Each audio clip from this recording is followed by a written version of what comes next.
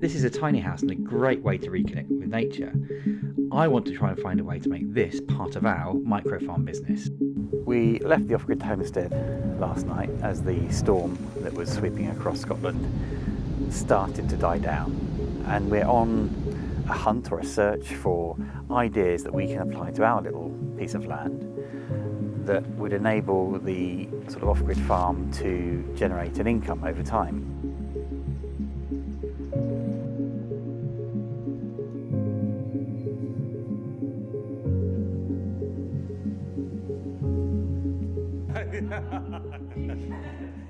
I'm Jason, and along with my wife Yvonne, we risked everything, left our jobs in the city and moved to an abandoned off-grid farm in a remote part of Scotland.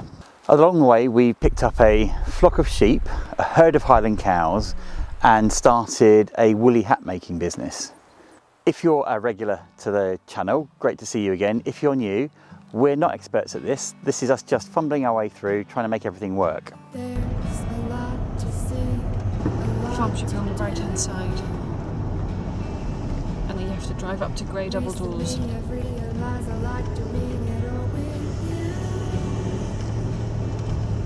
on the left. Right. We were looking for sort of innovative and interesting things that we could do that also would enable people to come and spend time and experience the farm, not just as a place to sleep, but actually to get involved. Now, that doesn't happen here, but what this is a farm stay. So we thought it'd be great to experience it. So, you know, if it's something we enjoy, hopefully then others would as well. So yeah, that's what we're doing at the moment. And I hope you enjoy our tour of this whole experience.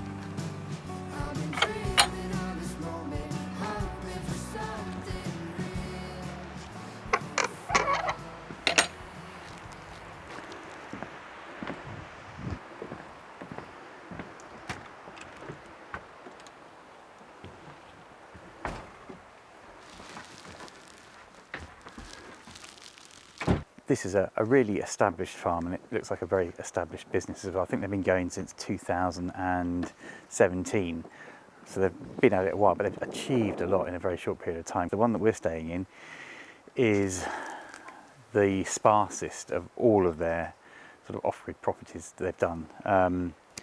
Yeah, it's the bottom of the, it's tiny, it's absolutely tiny.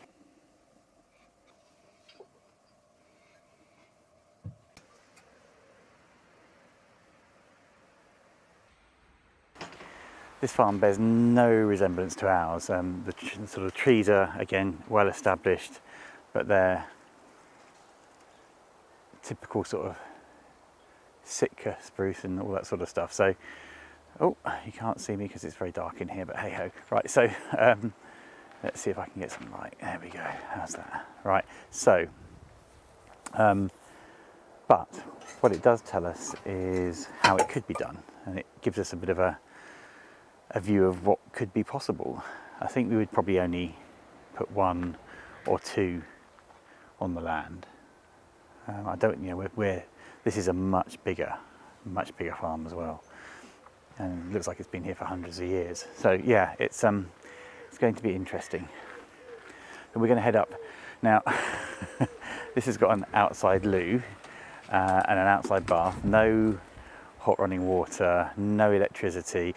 I lie, it has a tiny bit of electricity to run a light.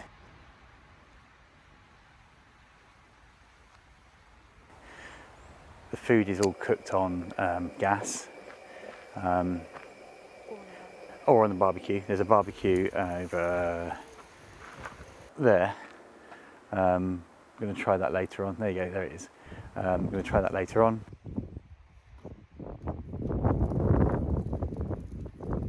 This is the fridge. It's a cool box outside. There's a bath around the corner that you heat up with logs, which is all very lovely and amazing.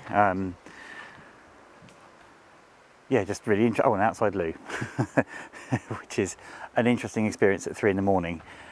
Believe me, I've done it. So yeah, but it is rather lovely.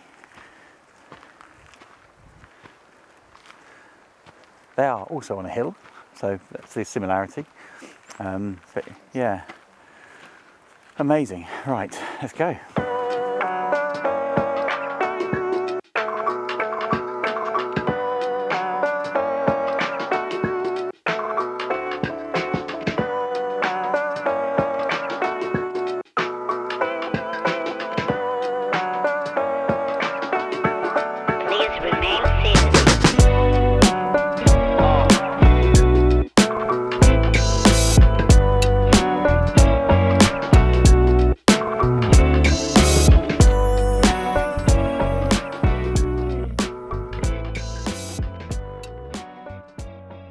There's no power in the hut, which means, yeah, if you need to charge things, you have to come to this building here, which is probably a minute or two's walk.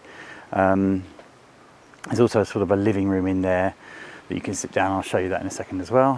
And there's a shower block as well. So, yeah, if you want to, you can use that. So it'd be really interesting. I mean, we couldn't do this because we don't have any buildings like that on site at all. So we've got to think really carefully about how do we make this sort of idea work for us, and is it even possible? So this is what they call the cozy room, which makes up for, I mean, it's a really small cabin, it's tiny, so there's not a lot, you can't really sit down in it particularly. You can sleep in it and you can cook some food and you can sit outside if the weather's good, but generally tiny. So this is what makes up for it.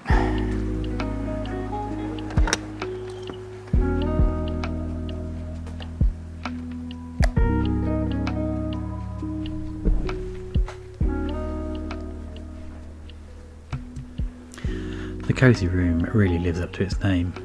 It's a great place to spend a bit of time and was really useful. Now, this is on a completely different level to anything we could achieve on the Off Grid Homestead. I mean, it's an incredible barn.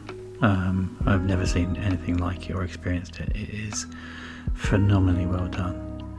And they've got an amazing farm shop that you can use if you're staying as a guest, and I'm sure the general public come in quite a lot and have a look around. They've done it really well. It's a brilliant finish.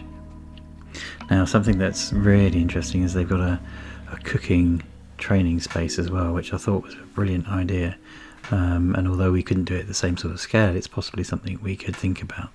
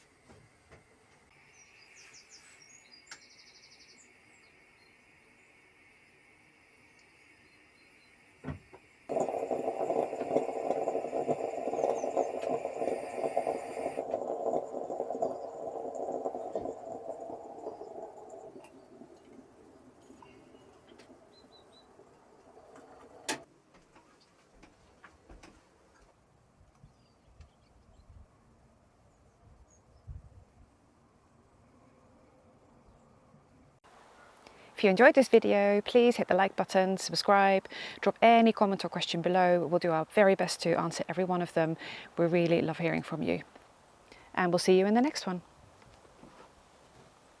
The eagle-eyed of you out there might notice that that coffee pot is only sitting on 3 of the 4 rests. I didn't notice, and it's always the little things that trip you up. Somehow it stayed balanced there until it started bubbling, and that's where making a pot of coffee all went wrong.